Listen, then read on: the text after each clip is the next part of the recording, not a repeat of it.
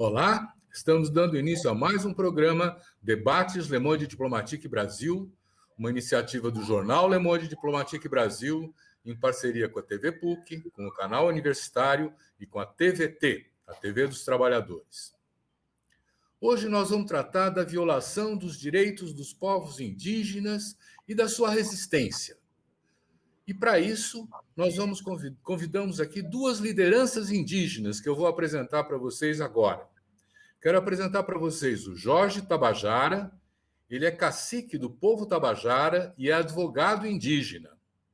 Ele é advogado do escritório IBE, assessor jurídico da Articulação dos Povos e Organizações Indígenas do Nordeste, Minas Gerais e Espírito Santo, e cacique do povo Tabajara, da aldeia Cajueiro, em Poranga, no sertão cearense. Muito obrigado por estar com a gente. Vou apresentar para vocês também o Veibe Tapeba. Veibe Tapeba é liderança do povo Tapeba e é advogado indígena.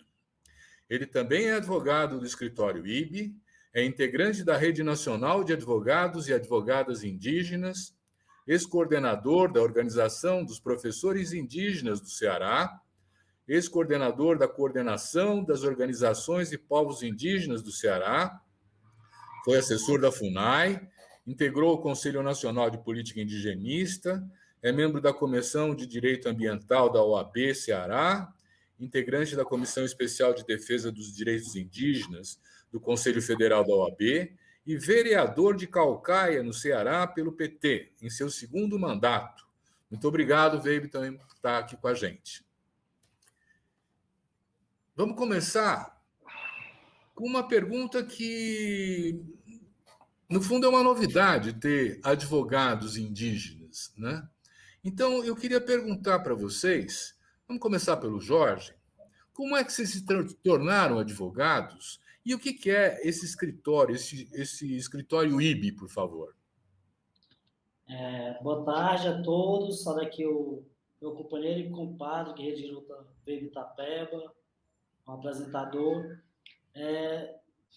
A minha história de luta, nós nascemos vendo nossos pais militares no movimento indígena, né, na luta por efetivação de direitos, pela demarcação dos nossos territórios e muitas outras necessidades do nosso povo. E logo muito cedo me tornei liderança e antes mesmo de decidir enveredar na carreira advocatícia, eu fui nomeado cacique pelo meu povo ainda aos 18 anos. E quando houve essa possibilidade de cursar direito, consultei também aos nossos povos, tendo em vista que o nosso papel enquanto cacique, enquanto liderança, é apenas defender o que a nossa coletividade entende melhor. Então, a ideia de estudar, de cursar direito, ela surgiu em detrimento da necessidade que nós, enquanto povos indígenas, temos de nos apropriar do ordenamento jurídico, dos nossos direitos para defender com maior propriedade. Então, a gente enfrenta essa luta com muita dificuldade. Eu tive que praticamente ir embora da minha aldeia.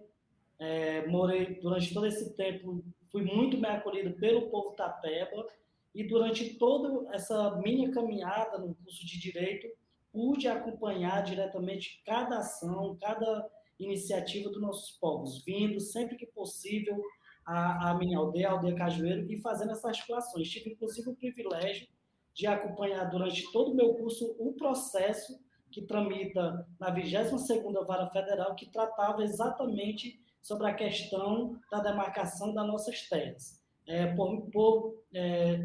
Ficamos muito próximos, por exemplo, de receber uma reintegração de posse em virtude desta ação e graças à nossa atuação, papel importantíssimo do Ministério Público Federal, com a nossa provocação, conseguimos, no primeiro momento, retirar toda e qualquer possibilidade de sofrermos essa ação de reintegração de posse e, ato contínuo, ajuizamos uma ação na Justiça Federal que teve todo o seu curso normal, com o nosso acompanhamento, e transitou em julgado agora, muito recente, impondo ao Estado brasileiro o dever de iniciar o procedimento de demarcação das nossas terras. A nossa inserção no escritório, no IBI, Né? O IB é o primeiro escritório de advogados popular indígena, composto por indígena, e ele surge justamente para satisfazer a necessidade das nossas organizações, dos nossos povos, e de forma muito responsável acompanharmos as ações judiciais, bem como outras ações que serão desenvolvidas e dar o retorno aos nossos povos em nosso estado. Maravilha, obrigado. David, conta para nós como é que você virou advogado. Bom, Silvio, primeiro queria agradecer o convite, saudá-lo aqui para estar mediando esse debate, saudar aqui meu parente, meu compadre, grande liderança, grande advogado indígena, Jorge Tabajara.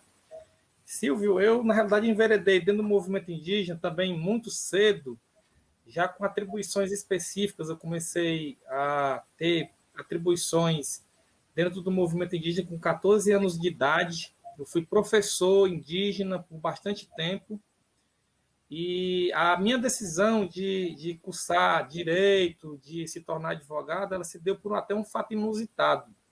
Eu estive indo para Brasília, numa delegação de liderança, 3 lideranças, para se reunir com procuradores da Advocacia Geral da União para tratar sobre o procedimento de demarcação do território Tapeba, porque o STJ tinha tomado uma decisão no julgamento de um mandado de segurança para anular a portaria de demarcação do nosso território, e a reunião era para tratar justamente da defesa de um possível recurso. E lá, um procurador da Procuradoria Especializada da FUNAI, que era vinculada à AGU, ele falou que a FUNAI já tinha adotado as providências, que a chance do STJ reformar aquela decisão era muito grande. Eu perguntei qual era a medida que a FUNAI tinha adotado, a Procuradoria Especializada. Eles disseram que era embargo de declaração e que a gente voltasse para o território muito tranquilo, que a chance, de fato, do STJ reformar aquela decisão era muito grande. Então, assim, nós voltamos, nos reunimos com as lideranças, cacique, pajé, associações indígenas, e nós repassamos aquelas informações.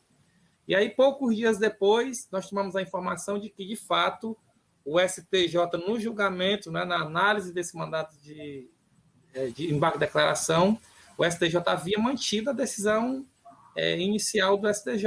E eu fui curioso como sou, fui investigar o que diabos era embargo de declaração. E aí eu descobri que embargo de declaração ele não tem esse poder, esse condão de reformar uma decisão judicial. Ele basicamente serve para esclarecer a obscuridade, a omissão, contradição, e não tem esse perfil de converter uma decisão já proferida por um juiz, por um magistrado. Então, me senti extremamente enganado, manipulado pelo juridiquês, sem a gente conhecer a linguagem jurídica.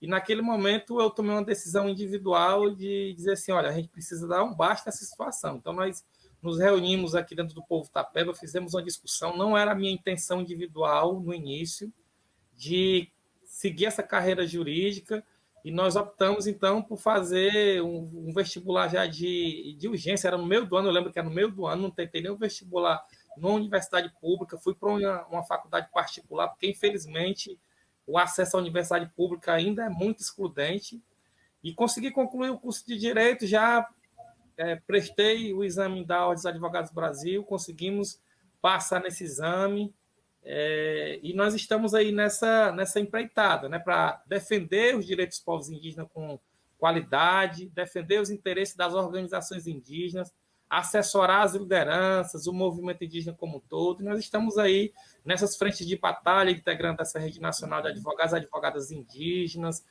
integrando agora o escritório IBI, que é o primeiro escritório de advocacia popular indígena, uma experiência inovadora, que a gente espera, inclusive, Silvio, que os outros estados também sigam o mesmo caminho, porque, de fato, o acesso ao sistema de justiça é muito difícil e caberá as experiências como essa do escritório IBI, a gente dar os retornos para as comunidades. Muitas comunidades, infelizmente, não conseguem sequer ter a oportunidade de acompanhar a tramitação de processos judiciais envolvendo os seus territórios. Então, nós estamos aí depositando as nossas fichas, a nossa confiança nessa primeira experiência, como uma experiência de incubação mesmo, para que a gente consiga implantar um sistema de monitoramento desses processos judiciais, assessoramento, acompanhamento, e em algumas ocasiões a gente poder, inclusive, ingressar com medidas judiciais envolvendo os interesses das coletividades dos nossos povos. Muito bom. É uma satisfação poder contar com advogados indígenas que defendem a sua causa, a nossa causa, a causa dos direitos, né? Olha, eu estou muito impressionado. Eu acho, inclusive, que o Brasil inteiro está impressionado com o nível de organização que os povos indígenas apresentaram agora nessa manifestação do acampamento com 6.000 representantes em Brasília, não é? São mais de 140 povos que se juntaram aí, falando línguas diferentes, inclusive, não é? E eu queria que vocês nos contassem um pouco como é que chegou a esse nível de organização, né? E como é que foi preparada essa manifestação? Antes de a gente entrar nos conteúdos, é importante saber esse nível de articulação, esse nível de luta conjunta que vocês estão amadurecendo e mostrando para o Brasil como se defende direitos, não é? Jorge, você quer começar? Pode ser. É importante colocar que, com o advento da atual Constituição Federal Brasileira, nós, povos indígenas, passamos a ter esse direito de organização própria, né? E isso tem difundido muito bem em nossas aldeias. Todos os nossos povos têm suas associações de base, têm nossos movimentos de base, e a partir das nossas bases nós vamos nos integrando às outras organizações do movimento indígena.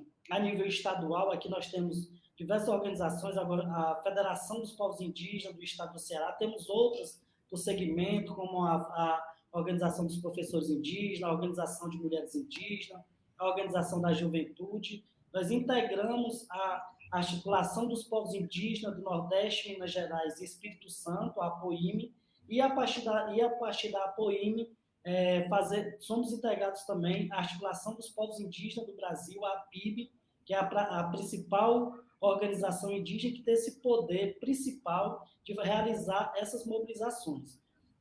O chamado para todos os povos indígenas estar presente em Brasília, ele se dá por uma situação muito, muito complexa e que, de uma certa forma, tem nos colocado em risco a nossa própria dignidade, tendo em vista que a nossa principal bandeira de luta é a luta pela efetivação dos nossos territórios, e o que está sendo discutido, debatido por meio do recurso extraordinário do Supremo Tribunal Federal, que foi reconhecida e aplicada no Instituto da Repercussão Geral, isso significa dizer que a decisão tomada nesse julgamento ela servirá como parâmetro de base para ser aplicado em todos os territórios, em processo de demarcação judiciária, processo de demarcação de terras indígenas que já tramitam na Justiça Federal. Há uma tese que tem sido bastante discutida, se vê em todas as redes sociais, principalmente as nossas, de lideranças e povos indígenas,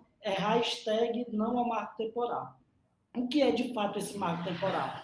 É uma tese criada pela bancada do agronegócio, por ruralistas, né, que faz uma interpretação, a nosso ver, muito equivocada da atual Constituição Federal Brasileira em querer condicionar, em defender e querer condicionar a demarcação dos nossos territórios apenas aqueles povos que já tinham suas terras sendo reivindicadas ou se já estavam ocupadas até 5 de outubro de 1988, o que para nós é um absurdo, é uma aberração jurídica, tendo em vista que a própria Constituição ela garante o nosso direito tradicional, originário, e com isso sequer prevê qualquer requisito temporal, tendo em vista a questão da originalidade do nosso povo, né, que precede toda essa questão de outubro de 88.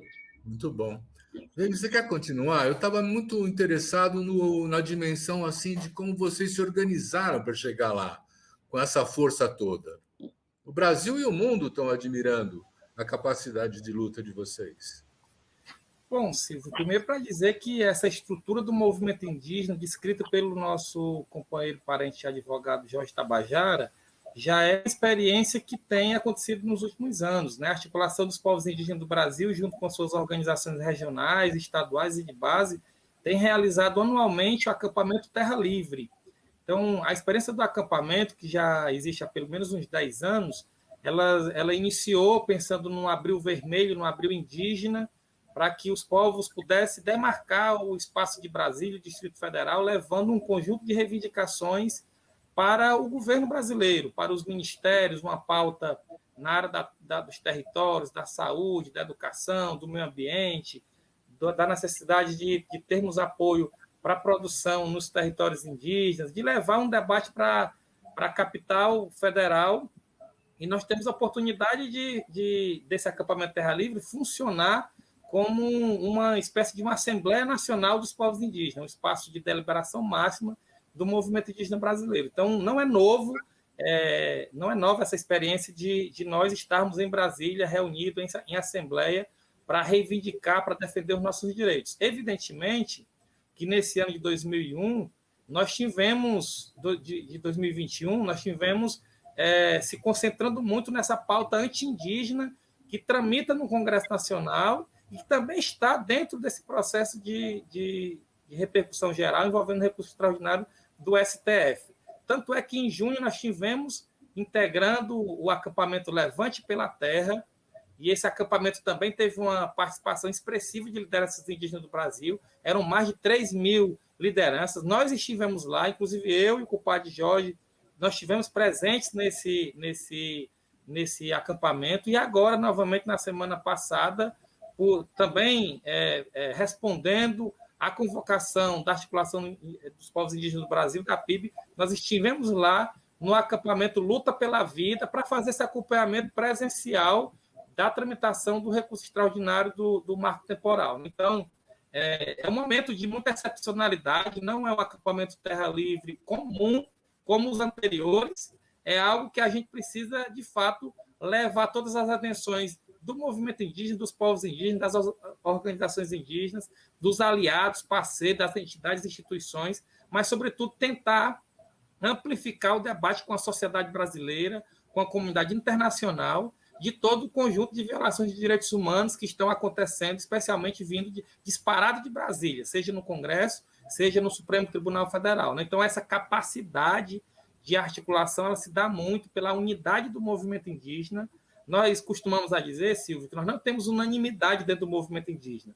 Nós temos divergência, nós brigamos, nós discutimos, mas nós buscamos uma unidade desse movimento. E essa unidade ela se dá exatamente na luta pela terra e na luta pela implementação dos direitos sociais, das políticas sociais, e no combate à violação de direitos humanos. Então, quando mexe com um, mexe com todos. Especialmente, isso está retratado nesse recurso extraordinário. É um caso envolvendo um povo, que é o povo Xoclen, do estado de Santa Catarina, mas que tem repercussão geral e pode colocar em xeque aí o futuro das nossas próximas gerações. Então, essa capacidade de articulação, de mobilização, ela se dá pelas nossas organizações indígenas, pelas redes sociais e pela legitimidade dessa corrente de forças que foram sendo constituídas nos últimos anos.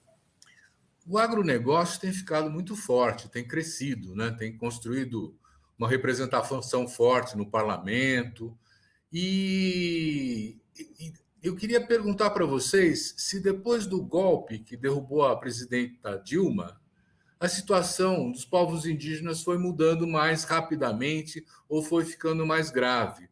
Porque a gente sabe de como a FUNAI foi esvaziada, o Instituto Chico Mendes foi esvaziado, e aí eu queria que vocês fizessem um pouco o diagnóstico do que ficou como situação dos povos indígenas a partir daí. Você está sem som, Jorge. Pronto, nessa bancada, levando em consideração o Congresso Nacional, nós nunca tivemos uma bancada que fosse bastante favorável à questão das minorias do nosso país. Nós, ao longo da história, nós tivemos apenas 2 deputados federais, o Juruma, e agora a nossa grande guerreira Joênia, que tem feito um excelente trabalho, e nas últimas décadas, a nossa luta, a luta do movimento indígena no Brasil, ela é imensa para, pelo menos, manter os nossos direitos que já estão aí.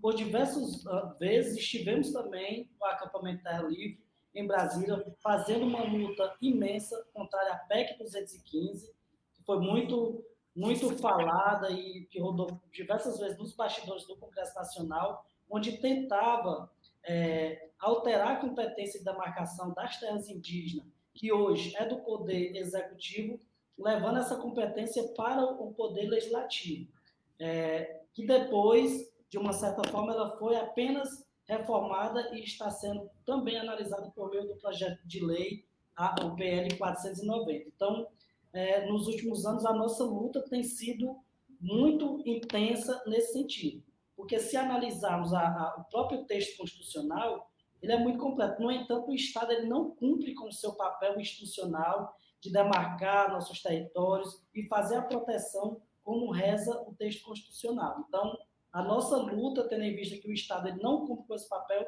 ele vem um Congresso Nacional, esses ataques em todos os poderes. Agora também por meio do Poder Executivo, no sentido de alterar, suprimir direitos constitucionais dos nossos povos. Uhum. Então, eu tenho algumas coisas que são ações que vocês estão envolvidos, que fazem menção a organizações criminosas nas aldeias, aos grileiros, aos poceiros, mineração, não é? Quer dizer, como é que tem sido esse avanço desses ataques às terras indígenas e às aldeias, hein? Silvio, eu queria pedir permissão só para também colaborar com a Fica à pergunta vontade. anterior, só para dizer o seguinte, né? De fato, os impactos do golpe lá de 2016, com o afastamento da ex-presidente Dilma, acabou mudando essa relação do Estado brasileiro com os povos indígenas, especialmente com as conquistas que nós tivemos nos últimos anos na área do controle social, né? Uma das primeiras medidas do presidente Bolsonaro foi editar o decreto 9.759, que extinguiu quase 700 conselhos.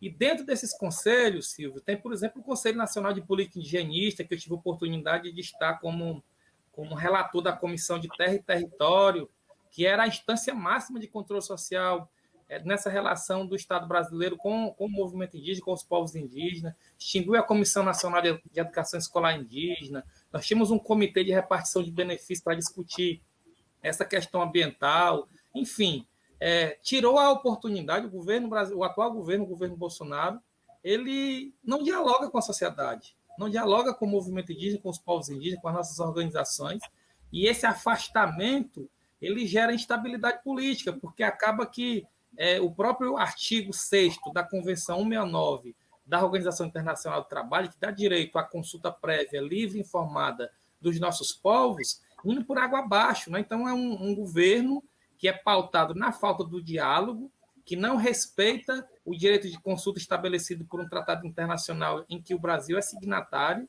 e, sobretudo, ataca os nossos direitos, né? Então, a tensão ela tem sido a tônica nessa relação conflituosa do governo brasileiro, do governo Bolsonaro, com os nossos povos. Eu não estou dizendo aqui que no governo Dilma, no governo Lula, embora eu seja vereador, esteja vereador do Partido dos Trabalhadores, pelo PT, eu não posso de maneira alguma dizer que foi 100% bom, até porque o nosso partido errou muito, cometeu muitos erros, não conseguiu ampliar a política de demarcação de territórios indígenas. Nós entendemos por quê. Pela governabilidade, o Congresso Nacional tem a sua bancada maior, que é a bancada ruralista, que muitas vezes não consegue permitir que pautas como a nossa, de demarcação de territórios, ela avance. Mas, evidentemente, que eram governos que respeitavam a nossa organização, que dialogava, que tinha um ambiente, vamos dizer assim, respeitoso para a gente tentar construir essa relação mais harmônica, né, com os nossos povos. Então, queria primeiro registrar isso. Sobre essa segunda pergunta, Silvio, de fato, os nossos territórios, eles, desde a chegada do Caribe, do homem branco, do projeto colonial, nós nunca tivemos paz, essa é a verdade, né? O projeto colonial ele começou com o objetivo de exterminação dos nossos povos. Tanto é que pesquisadores davam conta da nossa existência aqui no Brasil, na chegada do europeu, de 6 milhões de indígenas, nós fomos reduzidos a quase 400 mil, ou seja, nós não podemos contar, estar com falácia, tentar romantizar essa história de mistura de raça, encontro de raça. O que houve no Brasil foi matança, foi etnocídio, foi genocídio, foi um extermínio quase que generalizado, que só não aconteceu por conta da resistência dos nossos antepassados, né? Então, estupraram as nossas mulheres, as nossas anciãs, dos nossos ancestrais, dos nossos antepassados. Então, a gente precisa contar a verdadeira história do nosso país. Não conseguiram exterminar, tentou-se emplacar aqui no Brasil o que a gente chamava de integração forçada, a integração nacional dos nossos povos, para deixar de ser índio, também não funcionou. Depois vieram com um projeto de tutela, que se estendeu até a Constituição Federal de 88. E nós evidentemente, estamos ainda enfrentando o resultado desse projeto colonial que não dá lugar aos nossos povos num projeto de nação do Brasil, né? Então, os nossos territórios continuam estando frágeis, com uma nova roupagem de colonização, com a intenção dos objetivos de um projeto colonial, projeto capitalista, um projeto de desenvolvimento social, de desenvolvimento econômico, que tenta tirar das terras indígenas as riquezas que nós temos através do agronegócio, da mineração, dos madeireiros, né? O garimpo está muito forte em diversas terras indígenas, queimadas, desmatamentos. Então, os interesses estão sobre os nossos territórios, né? Então, é preciso dizer isso, que nós estamos há 521 anos de ar puro, né? Com muito sofrimento, com muita luta, com muita resistência, mas eu preciso dizer que do lado de cá também tem muita disposição para nós continuarmos defendendo os nossos territórios. Muito bem, é uma satisfação ouvir vocês. Como é que ficou a situação dos povos indígenas com a Covid, hein? Vocês tiveram apoio para enfrentar isso? Como é que foi?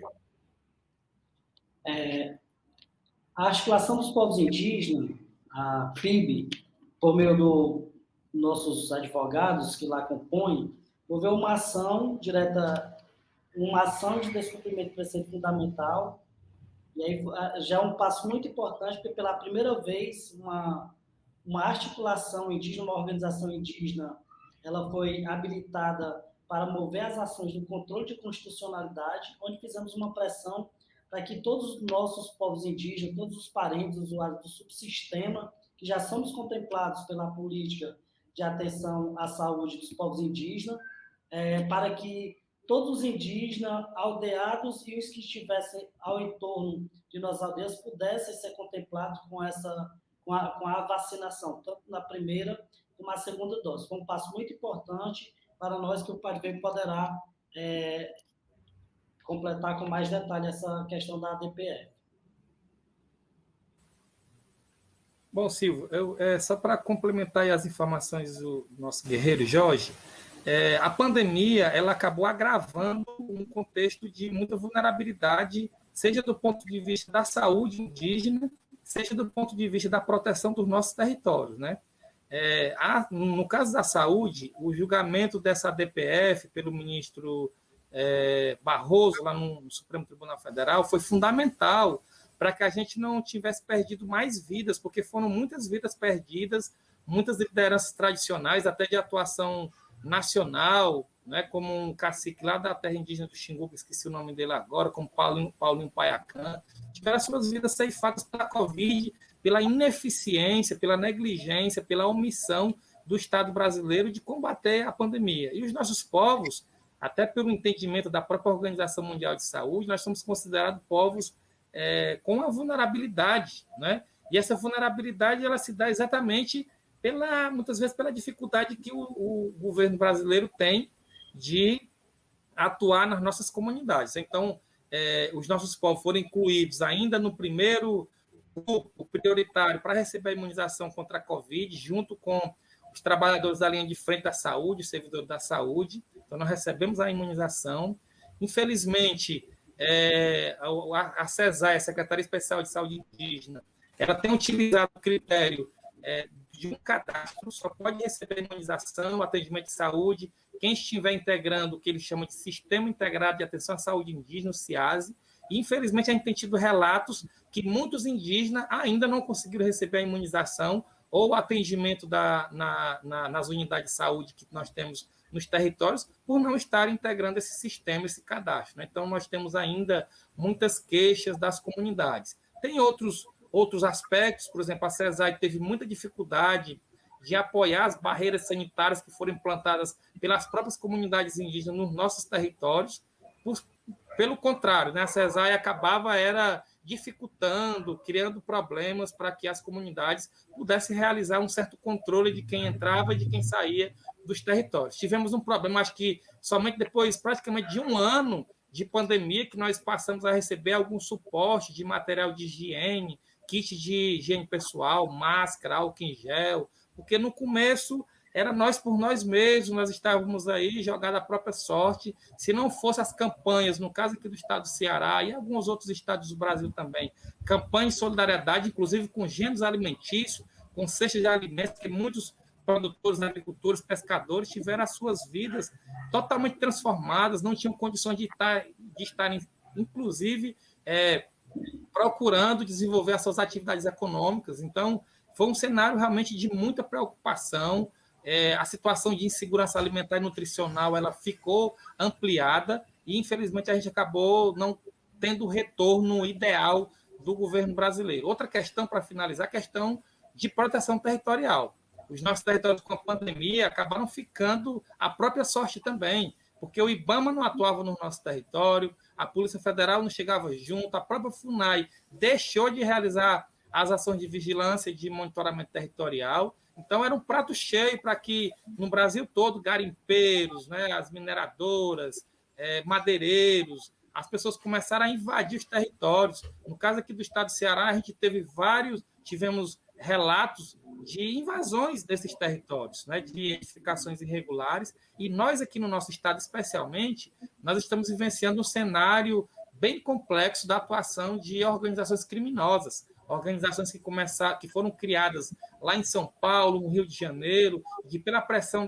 dos órgãos de segurança pública naqueles estados, migraram para o estado do Ceará, e dentro do estado do Ceará, eles encontraram um cenário favorável para eles se esconderem, para recrutarem jovens indígenas, inclusive, para a estrutura do crime, e nós estamos enfrentando um cenário de muita dificuldade, de violência, de instabilidade, de falta de atuação dos órgãos de segurança pública, algo que aqui no estado do Ceará a gente já vinha denunciando há pelo menos uns 8 anos, e infelizmente o Estado não foi capaz de barrar a entrada dessas organizações criminosas nos nossos territórios.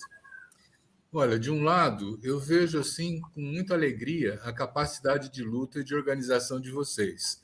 Mas eu vejo também o quanto vocês estão sendo impactados por esse modelo de desenvolvimento, esses capitalistas, o agronegócio, e as queimadas, hein? As queimadas que foram provocadas pelos grandes fazendeiros na Amazônia, no Cerrado, no Pantanal. Isso afetou a vida de vocês?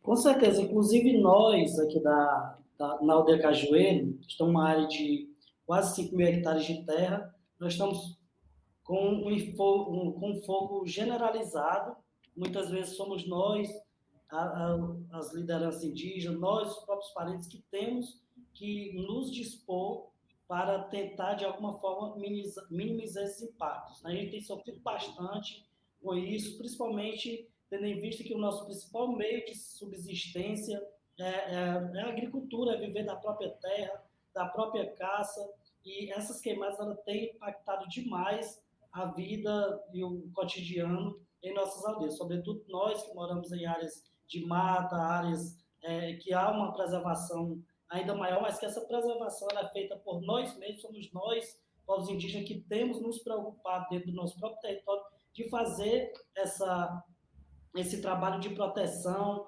evitar inibir a presença de caçadores, de fazendeiros, e muitas vezes, por conta dessa ação, a gente tem sofrido bastante com essas ações criminosas, com incêndios, principalmente nessa época do ano e nos anos anteriores. Quando chega esse período de agosto a novembro, é quase certeza esse impacto em nossas aldeias, causado pelas grandes queimadas de grandes proporções.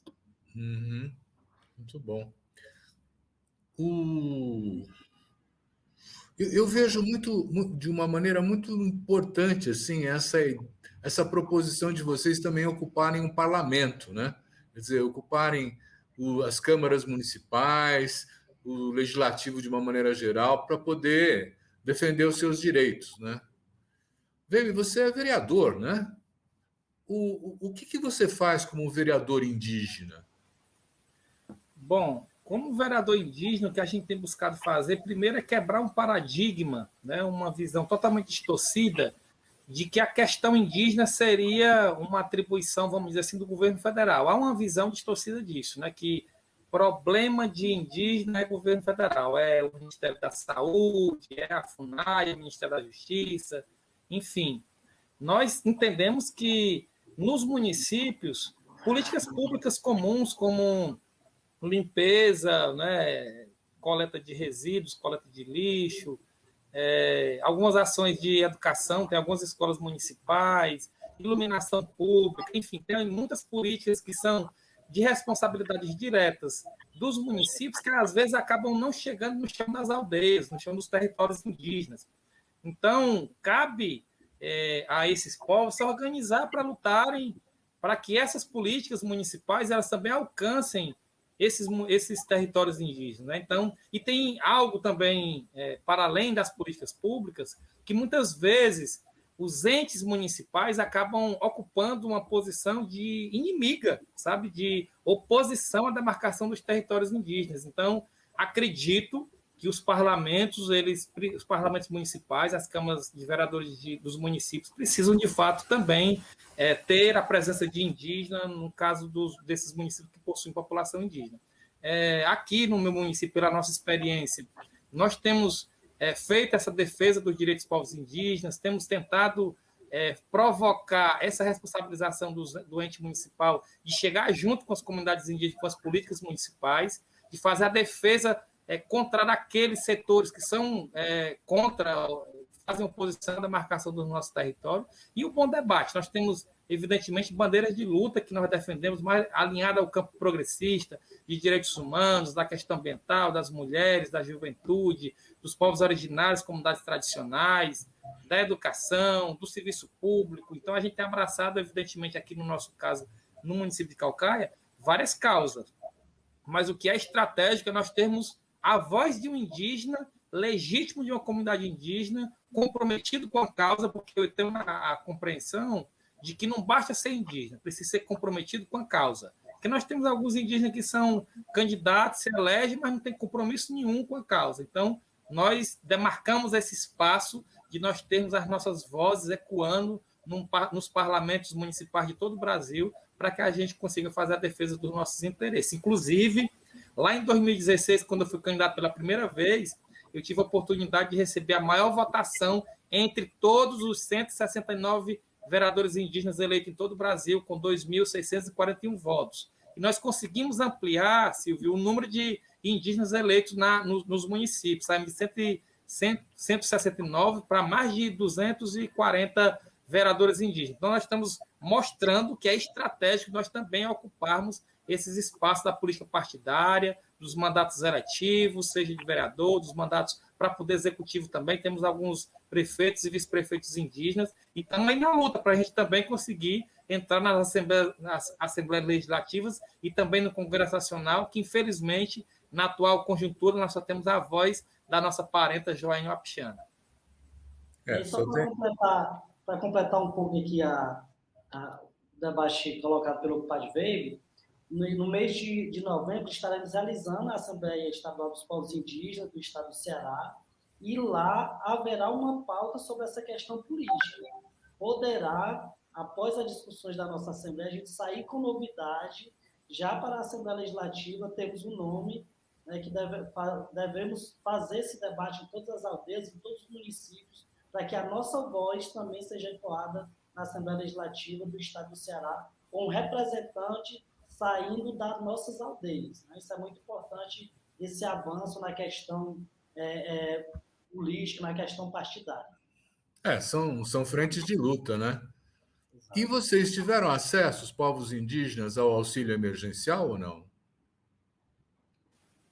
Nós tivemos sim, tem muitos indígenas que estavam cadastrados no CadÚnico, né, que já recebia Bolsa Família, e a maioria dessas famílias que são consideradas hipossuficientes passaram a receber esse benefício. Aí, evidentemente, nós temos relatos de muitas famílias que não conseguiram acessar o benefício, né? Aquelas que tinham dificuldade de acessar o sistema de cadastramento, de ter acesso à internet. Então, infelizmente, os mecanismos de acesso ao benefício do auxílio emergencial acabavam dificultando o acesso pelos nossos indígenas, dos nossos povos. Evidentemente que a necessidade de fazer um cadastro pela internet, ter acesso à internet, computador, celular, não é todo mundo que tem esse tipo de acesso e, em alguns casos, evidentemente, nós conseguimos absorver muitas informações de gente que ficou de fora. Mas, assim, nós tivemos uma grande maioria que conseguiram acessar com a ajuda das lideranças, de professores, de organizações indígenas, de alguns casos dos CRAs que estão implantados nos municípios, que também fazem um atendimento diferenciado, preferencial para as comunidades indígenas. E é isso, mas a situação ela tem ficado muito caótica. Nós estamos numa crise sanitária, mas também uma crise econômica, que os meios de produção, o acesso à renda básica, o acesso à alimentação, o gás de cozinha é muito caro, então tem muita gente aí que não está conseguindo ter o mínimo para a sua sobrevivência com dignidade. Eu queria trazer para vocês uma outra questão, porque tem uma pesquisa, inclusive, que foi apresentada recentemente, que demonstra o quanto as comunidades indígenas cuidam do meio ambiente, preservam o meio ambiente, interagem de uma maneira assim toda respeitosa com eles, né? Quer dizer, parece que só 1,6% nessa pesquisa é o quanto, vamos dizer assim, as comunidades indígenas, de alguma maneira, alteram o ambiente, muito diferente da exploração capitalista, né? Então, a minha pergunta vai no sentido daquela filosofia que vem dos povos indígenas andinos, do bem viver. Vocês se identificam com essa questão dos povos indígenas andinos? É mais ou menos a mesma coisa ou tem diferença? Quem que... A nossa relação, primeiro é importante colocar aqui a relação de nós povos indígenas com a terra.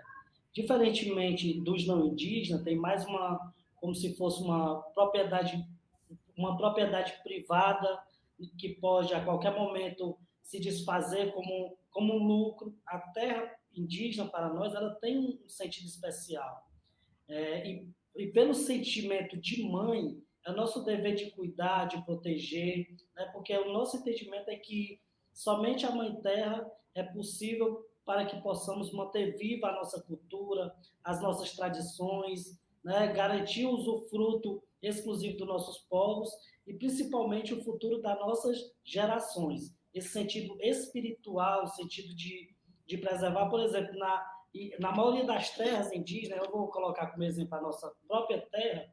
Após a nossa retomada que ocorreu no ano de 2008, a nossa terra praticamente devastada, após um investimento bilionário de empresas que pensavam apenas no lucro, derrubaram diversas árvores frutíferas plantadas pelos nossos antepassados, pelas nossas famílias tradicionais. Após esse ingresso de retomar ao nosso território sagrado, a gente tem feito, por exemplo, nós plantamos mais de 20 mil árvores, tanto entre árvores frutíferas como árvores nativas da nossa própria região. Então, esse sentimento espiritual, esse sentimento sagrado que temos com a Mãe Terra e esse nosso dever de cuidado tem feito a diferença. Tanto é que as principais áreas de preservação ambiental, se formos analisar hoje, estão dentro dos nossos territórios indígenas. Weber, é a Pachamama, né? Exatamente, né? Segundo os levantamentos feitos por ambientalistas, pesquisadores, cientistas, os territórios indígenas eles são os mais preservados e conservados do mundo. Então, para nós, a importância da mata em pé, da floresta em pé, ela é algo que é extraordinário, é a maior defesa que nós fazemos, né? Então, e isso é muitas vezes impensável num modelo de sociedade que só busca o lucro. As terras, o contexto de terras como propriedade, não passam de meras mercadorias. E essa relação afetiva que foi colocada aqui pelo meu parente Jorge, ela é no sentido de nós entendermos como parte da natureza. Então, a natureza, para nós, por exemplo, a pedra, uma pedra, para nós, diferentemente do que o resto da sociedade acha, a pedra para nós ela tem vida, muitas vezes ela é morada de encantado.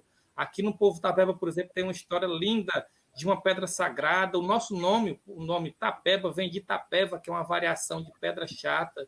Então, até essas compreensões do que integra a natureza, muitas vezes é muito mal compreendida pelo restante da sociedade. Então, tem uma história chamada, né, no direito, a gente assiste muito isso, que é a função social da propriedade. O que seria a função social da propriedade para a sociedade convencional, vamos dizer assim, majoritária? Uma área que ela está ali como propriedade, que não está sendo utilizada, aí muitas vezes é colocada como muitas vezes de desova de cadáver, colocação de lixo, e aí ela não está cumprindo a função, o Estado, o município pode requerer aquela área ali para um programa de habitação, de moradia popular e tal. Muitas vezes, para nossas comunidades, para nossos territórios, até essa compreensão de função social da propriedade é muito mal interpretada até por juristas. Porque eu lembro que teve uma ação judicial que um advogado de um proprietário de terra alegava que aquela terra ali dos indígenas, do povo Tapeba, por exemplo, não é utilizada. Só que esse sentido de utilização ele é muito mal compreendido. Dentro do nosso território, por exemplo, tem áreas que são específicas de encantaria, de espiritualidade, só que entra o pajé. Tem áreas sagradas que nós não podemos entrar, pessoas assim, integrantes da própria comunidade. Então, é a visão cosmológica, é uma visão espiritual, é um respeito da nossa ancestralidade, dos nossos encantados. Então, esse tipo de relação é um debate que a sociedade majoritária, a sociedade brasileira ainda não está preparada para esse tipo de debate. Mas o que eu devo colocar é que nós continuaremos defendendo a Pachamama, defendendo o bem viver, porque é o futuro das próximas gerações, mas também é uma responsabilidade nossa, da atual geração, integrar um mundo melhor do que nós pegamos. É o mínimo que nós devemos fazer. Mata em pé o que nós defendemos. Você abre uma possibilidade de eu fazer uma pergunta. E olha, nós já estamos chegando perto do final do nosso tempo. Então, eu vou fazer essa pergunta. Depois eu vou pedir a vocês que digam em 2 minutos, depois da pergunta, qual é a mensagem que vocês querem transmitir para os nossos telespectadores, tá bom? A pergunta é: como é que as crianças indígenas estão herdando todo esse patrimônio cultural?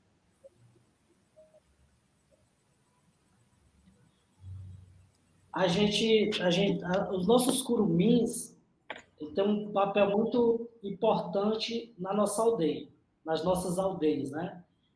O que é sagrado, o que é tradição, diferentemente, por exemplo, de alguns de nossos mais velhos, alguns dos nossos troncos velhos que passaram momentos muito difíceis, e aí é importante relacionar até essa questão do Nordeste brasileiro, que muitos dos nossos povos adotaram, inclusive como estratégias de sobrevivência, o silêncio.